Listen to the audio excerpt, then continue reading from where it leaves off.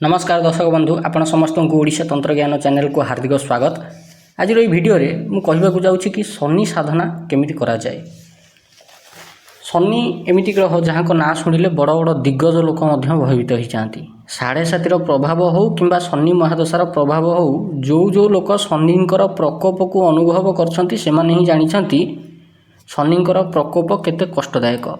Jar कुंडली रे शनि निचस्थ अछंती, शनि चंद्र एकत्र मिसिकी बसिकी विषकन्या दृष्टि दोष सृष्टि करछंती किंबा शनिंकर सप्तम रे चंद्र अछंती, चंद्रंकर सप्तम रे शनि थाइकी विषकन्या दोष सृष्टि करछंती, शनि राहु एकाठी मिसिकी किंबा शनि केतु एकत्र मिसिकी अभिशप्त दोष सृष्टि करछंती सेमानंको पचार शनिंक प्रकोपर प्रभाव कौन सेमाने कहिबे। एबे मेष राशि, सिंह राशि एवं मीन राशि लोकों उपरे 7.5 चली देखिए जहाँ उपरे भी शनि 7.5 चलो 7.5 तीन फेज रे चले। फास्ट फेज रे व्यक्ति अलसुआ हो खाली निद लगे शोब किंतु शोले निद लगनी, इाड़ू सियाड़ू कथा चिंता कर क्या सागर कथबार्ता करने को इच्छा हेनी, काम धंदा करने को इच्छा हेनी एवं काम धंदा धीरे धीरे मनीष बंद करने को लगे। जितेबले शनि 7.5 सेकेंड फेज चलो सेतेबले व्यक्ति भितर अहंकार भारी जोरदार करी बढ़ियो। से लोकर कथा कहीं भी शुणिबेनी, ता मनर कथा को कहीं बुझीपारे, गोटे अजना अभिशप्त जीवन को बंचिला भली से असहाय एवं एकुटिया होकर बंचब। कौन सी दिग को ताकू साहाय्य सहयोग प्राप्ति होब नहीं, बरम जी भी आसब ताकू यूज करी पलैज। अर्थात सेकेंड फेज रे ता सह धोखाधड़ी बहुत अधिक हम। आ तृतीय फेज रे जहाँ को शेष फेज कहुए सेतबले मनीष एते एकुटिया हो एते भांगी पड़ी जे ता मनरे बंचबार इच्छा मरी जाइथबो। से केवल गोटे असहाय दुखी आत्मा भली जीवन बिताउथबो।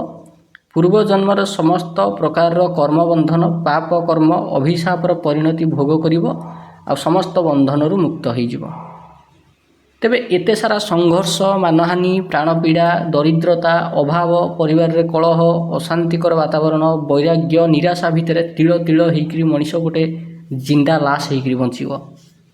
मनीष भगवान को बहुत आकुल निवेदन करे किंतु यही समय भितर एमती लगे जमती कौन सी देवी देवता ताको बुझी पारुना, तार डाक शुणी पारुना। शनि 7.5 और शनि महादशार प्रभावटा एते कष्टदायक। तेबे कौन समस्त कष्टदायक नाई। जो मानकर पूर्व जन्मर प्रारब्ध कर्म भारी खराब थाए से भारी कष्टदायक, आ जो मानकर पूर्व जन्मर कर्म भल थाए से बहुत बढ़िया। शनि महादशारे लोक कोटिपति भी हो जाती। शनि महादशारे लोक बड़ बड़ पॉलिटिशियन मान सागर बसा उठा करती। शनि महादशारे लोक व्यवसायर उच्चरु उच्चतम स्तर को जाकर पहुँचे, मल्टीपल बिजनेस खोली दिए। तेबे कौन ये सबूर किसी समाधान अच्छी ना नहीं।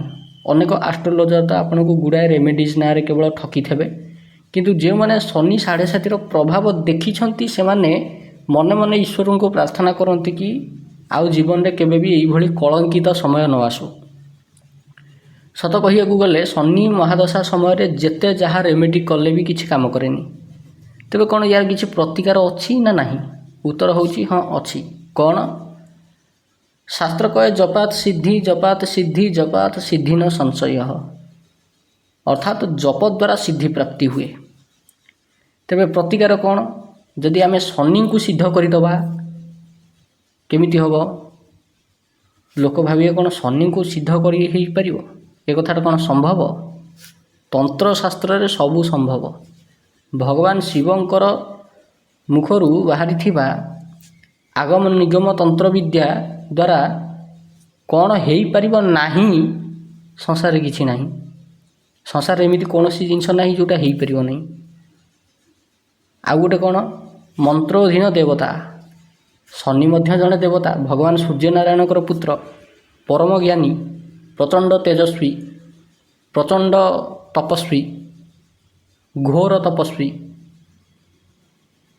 जेहेतु सी जड़े देवता तेणु सी देवता मध्य मंत्रर अधीन रे। शनि साधना साधारणतः 54 दिन पर्यंत करा जाए। तापर जाइकरी मनीष को 7.5 किंबा शनिकर दुष्प्रभाव मुक्ति मिले। କିନ୍ତୁ ଆଜି ଯେଉଁ ବିଦ୍ୟା ଆଣିଛି ତାହା ଶନିଦେବଙ୍କର ରିଲେଟେଡ଼ ବିଦ୍ୟା ଆଉ ମାତ୍ର ଗୋଟିଏ ଦିନର ପ୍ରୟୋଗ। ଏ ଗୋଟିଏ ଦିନର ପ୍ରୟୋଗରେ ହିଁ ଆପଣଙ୍କୁ ଅନେକ ପ୍ରକାରର ପଜିଟିଭ୍ ଚେଞ୍ଜେସ୍ ଫିଲ୍ ହେବ। ଏହି ପ୍ରୟୋଗର ନାଁ ହେଉଛି ଶନି ସାଫଲ୍ୟ ପ୍ରୟୋଗ। ଏହି ସାଧନା କରିବା ଦ୍ୱାରା ଶନିଦେବଙ୍କର ବିଶେଷ କୃପା ପ୍ରାପ୍ତି ହୁଏ, ଶନିଦେବଙ୍କର ଆଶୀର୍ବାଦ ପ୍ରାପ୍ତି ହୁଏ ତଥା ଶନିଦେବଙ୍କର କୁପ୍ରଭାବ ଯାହା ମଣିଷର ଜୀବନକୁ ନର୍କମୟ କରିଦେଇଥାଏ ସେଥିରୁ ରକ୍ଷା ମିଳେ। ଶନିଦେବ ନିଜେ ସେ ବ୍ୟକ୍ତିର ରକ୍ଷା କରନ୍ତି। ଏହି ପ୍ରୟୋଗ କେଉଁ ଲୋକ କରିପାରିବେ? ବର୍ତ୍ତମାନ ଠାରୁ ନେଇକରି ଆଗାମୀ 6 ବର୍ଷ ପର୍ଯ୍ୟନ୍ତ ଯେଉଁମାନଙ୍କର ମୀନ ରାଶି, ମେଷ ରାଶି, ସିଂହ ରାଶି ସେମାନେ ଏହି ପ୍ରୟୋଗ କରିପାରିବେ। କାରଣ ତାଙ୍କର କୁଣ୍ଡଳୀରେ 7.5ର ପ୍ରଭାବ ଭାରି ଜୋରଦାର କରି ଚାଲିଛି। ଯେଉଁ ଲୋକଙ୍କର କୁଣ୍ଡଳୀରେ ଶନି ମହାଦଶା, ଶନି ଅନ୍ତର୍ଦଶା କିମ୍ବା 7.5 କିମ୍ବା ଶନି ଢଇଆ ଚାଲିଛି ସେମାନେ ଏହି ପ୍ରୟୋଗ କରିପାରିବେ। ଯେଉଁମାନେ ସ୍ନାୟୁ ରୋଗ, ବାତ ରୋଗରେ ପୀଡ଼ିତ ଅଛନ୍ତି ସେମାନେ ଏହି ସାଧନା କରିପାରିବେ। କାରଣ ଶନିଦେବ ହେଲେ ସ୍ନାୟୁ, ହାଡ଼, ଗୋଇଠି, ଗୋଡ଼ ଆଉ ବାତ ରୋଗର କାରକ ଗ୍ରହ। ଯେଉଁମାନଙ୍କର ବ୍ୟବସାୟ ଧୀରେ ଧୀରେ ବନ୍ଦ ହୋଇଯାଉଛି ସେମାନେ ଏହି ପ୍ରୟୋଗ କରିପାରିବେ। ଯେଉଁମାନଙ୍କୁ ବ୍ୟବସାୟରେ ଅଚାନକ ଘାଟା ହେଉଛି ସେମାନେ ଏହି ପ୍ରୟୋଗ କରିପାରିବେ। ଯେଉଁମାନଙ୍କ ଶରୀରରେ ଅଳସୁଆ ଗୁଣ ଧୀରେ ଧୀରେ ବଢ଼ୁଛି ସେମାନେ ଏହି ପ୍ରୟୋଗ କରିପାରିବେ। ଖାଲି ନିଦ ଲାଗୁଛି କିନ୍ତୁ ଶୋଇଲେ ନିଦ ହେଉନି ସେମାନେ ବି ଏହି ସାଧନାଟିକୁ ସମ୍ପନ୍ନ କରିପାରିବେ। ଅକସ୍ମାତ୍ ମୃତ୍ୟୁ ଯୋଗ ଯଦି ସୃଷ୍ଟି ହେଉଛି କୁଣ୍ଡଳୀରେ କିମ୍ବା ମାରକ ଦଶା ଚାଲିଛି ତେବେ ବି ଏହି ସାଧନାଟିକୁ ସମ୍ପନ୍ନ କରାଯାଇପାରିବ। ଏହା ପାଇଁ କ'ଣ କ'ଣ ସାମଗ୍ରୀ ଆବଶ୍ୟକ? ମୁଖ୍ୟ ଜିନିଷ ଯେଉଁଟା ଆବଶ୍ୟକ ସେଇଟା ହେଉଛି ଶନି ସାଫଲ୍ୟ ମାଳା, କଳା ରଙ୍ଗର ବସ୍ତ୍ର, କଳା ରଙ୍ଗର ଆସନ, ଯଦି କଳା ରଙ୍ଗର ନାହିଁ ତେବେ ନୀଳ ରଙ୍ଗର ବସ୍ତ୍ର ଆଉ ନୀଳ ରଙ୍ଗର ଆସନ ମଧ୍ୟ ବ୍ୟବହାର କରାଯାଇପାରିବ। ଆଗାମୀ 16 ତାରିଖ ମେ ମାସ 2026ରେ ଶନିଶ୍ଚରୀ ଅମାବାସ୍ୟା ପଡ଼ୁଛି। ଏହି ପ୍ରୟୋଗ କରିବା ପାଇଁ ସେଇଦିନ ବେଷ୍ଟ। ଯଦି ସେଇଦିନ ନ କରାଯାଇପାରୁଛି ତେବେ ଯେକୌଣସି ଶନିବାର ରାତି 9ଟା ପରେ ଏହି ପ୍ରୟୋଗ କରାଯାଇପାରିବ। କେମିତି କ'ଣ କରିବେ? ଶନିବାର ରାତି 9ଟା ପରେ ଗାଧୁଆ ପାଧୁଆ କରିକିରି କଳା ରଙ୍ଗର ବସ୍ତ୍ର କିମ୍ବା ନୀଳ ରଙ୍ଗର ବସ୍ତ୍ର ପିନ୍ଧିକିରି ଉତ୍ତର କିମ୍ବା ପୂର୍ବ ଦିଗକୁ ମୁହଁ କରିକିରି ବସିବେ। ଧୂପ ଏବଂ ସୋରିଷ ତେଲର ଦୀପ ଲଗାଇବେ। ଦୀପ ଭିତରେ ଅଳ୍ପ କଳା ରାଶି ଏବଂ ଗୋଟିଏ ଛୋଟିଆ ଲୁହା ଆଲପିନି କଣ୍ଟାଟିଏ ପକାଇବେ। ସାମ୍ନାରେ ଗୋଟେ ପ୍ଲେଟ୍ ରଖି ତା ଉପରେ କଳା ରଙ୍ଗର କପଡ଼ା କିମ୍ବା ନୀଳ ରଙ୍ଗର କପଡ଼ା ପକାଇକି ତା ଉପରେ ଶନି ସାଫଲ୍ୟ ମାଳା ରଖିବେ। ଶନି ସାଫଲ୍ୟ ମାଳା ଉପରେ ଚନ୍ଦନର ଲେପ ଦେଇକରି ଧୂପ ଦୀପ ଦେଖାଇବେ। ଯେକୌଣସି ଫଳ ହେଉ କିମ୍ବା ମିଠା ହେଉ କିମ୍ବା ନକୁଳ ଦାନା ହେଉ ଶନିଦେବଙ୍କ ନାଁରେ ଭୋଗ ଲଗାଇବେ। ହାତ ଯୋଡ଼ି ଶନିଦେବଙ୍କର ଧ୍ୟାନ ମନ୍ତ୍ର 7 ଥର କହିବେ। ସେ ମନ୍ତ୍ର ହେଉଛି କ'ଣ? ନୀଳ ଧୃତି ଶୂଳଧରମ କିରୀଟିନମ ଗୃଧ୍ରସ୍ଥିତମ ତ୍ରାସକରମ ଧନୁର୍ଧରମ ଚତୁର୍ଭୁଜମ ସୂର୍ଯ୍ୟସୁତମ ପ୍ରଶାନ୍ତମ ବନ୍ଦେ ସଦା ଅଭୀଷ୍ଟକରମ ବରଣ୍ୟମ। ଇଏ ହେଲା ତାଙ୍କର ଧ୍ୟାନ ମନ୍ତ୍ର। ଧ୍ୟାନ ମନ୍ତ୍ର 7 ଥର ପାଠ କରିସାରିବା ପରେ ଶନି ସାଫଲ୍ୟ ମାଳାଟିକୁ ଧରିବେ।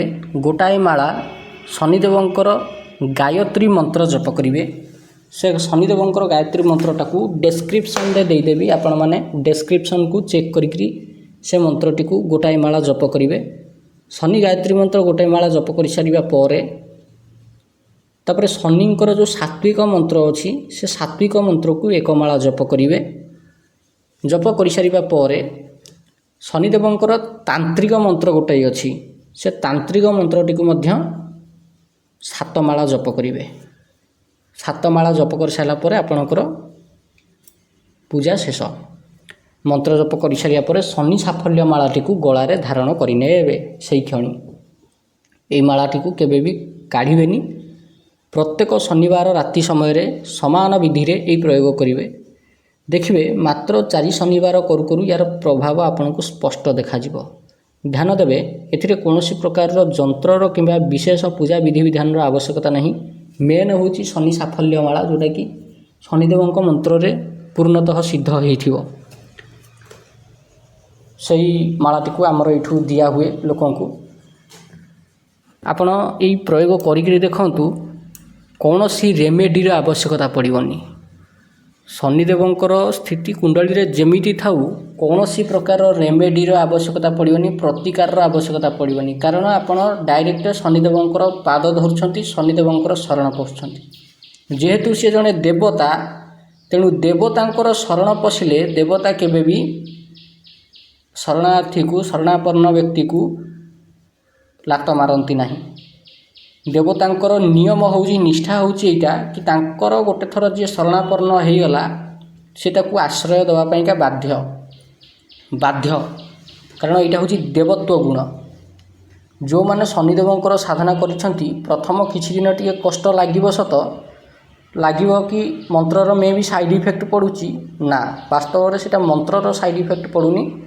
ସେଇଟା ସେ ଯେଉଁ ମନ୍ତ୍ର ଆପଣଙ୍କର କର୍ମକୁ ବହୁତ ଶୀଘ୍ର କାଟିକି ତାପରେ ଯେଉଁ ଶନିଦେବଙ୍କର ଆଶୀର୍ବାଦଟା ପ୍ରାପ୍ତି ହେବ, ସେ ଆଶୀର୍ବାଦର ପରିଣତି ସ୍ୱରୂପ ଆପଣ ନିଜ ଜୀବନରେ ଦେଖିବେ ବହୁତ କିଛି ଉନ୍ନତି ହେଇଯିବ। ଶନିଦେବ ବଢ଼ିଆ ଠାକୁର, ଲୋକ ତାଙ୍କୁ ବୁଝିପାରନ୍ତିନି, ତାଙ୍କର ଶରଣ ପଶନ୍ତିନି। ସେଇଟା ହିଁ ହେଉଛି ମଣିଷମାନଙ୍କର ଭୁଲ। ମଣିଷ ଯଦି ଅହଙ୍କାର ଛାଡ଼ିଦେଲା ତାହେଲେ ଶନିଦେବଙ୍କର ଶରଣାପନ୍ନ ହୋଇପାରିବ। ଯଦି ମନରେ ଅହଙ୍କାର ରଖିଲା, କେଉଁଠି ନା କେଉଁଠି ଯଦି ଟିକିଏ ବି ଅହଙ୍କାର ଅଛି, ଶନିଦେବଙ୍କର ଶରଣାପନ୍ନ ମଣିଷ ହୋଇପାରିବ ନାହିଁ। ତେବେ ଆଶା କରୁଛି ଆପଣଙ୍କୁ ଭିଡ଼ିଓଟି ଭଲ ଲାଗିଥିବ। ଯଦି ଭିଡ଼ିଓଟି ଭଲ ଲାଗିଛି, ଏଇଭଳି ଭିଡ଼ିଓ ଦେଖିବା ପାଇଁ ଆପଣ ଆମ ଚ୍ୟାନେଲକୁ ସବସ୍କ୍ରାଇବ୍ କରନ୍ତୁ ଏବଂ ତନ୍ତ୍ରମନ୍ତ୍ର ସାଧନା ବିଷୟରେ ଅଥେଣ୍ଟିକ୍ ଇନଫର୍ମେସନ୍ ପ୍ରାପ୍ତ କରନ୍ତୁ, ସାଧନା କରନ୍ତୁ ତଥା ନିଜ ଜୀବନରେ ଗୋଟେ ବଡ଼ ପରିବର୍ତ୍ତନ ଉପଲବ୍ଧି କରନ୍ତୁ। ତେବେ ଭିଡ଼ିଓଟି ଏତିକି। ଭିଡ଼ିଓଟି ସମ୍ପୂର୍ଣ୍ଣ ଦେଖିଥିବାରୁ ବହୁତ ବହୁତ ଧନ୍ୟବାଦ।